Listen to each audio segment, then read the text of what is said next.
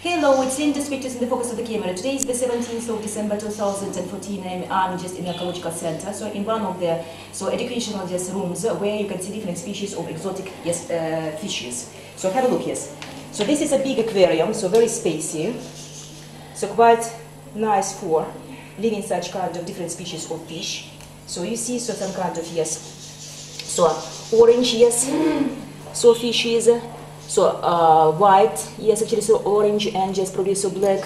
So and the biggest one, have a look, yes, it's very just picturesque and really quite gorgeous, yes, there's a fish. Very active, have a look, actually, so right, yes, looking for some kind of, food. They are really quite nice and lovely, you see? So different species of plants are here, so they're very much, you see, so especially for this kind of area, so and it is quite good, yes. It was Linda's Pictures, bye bye!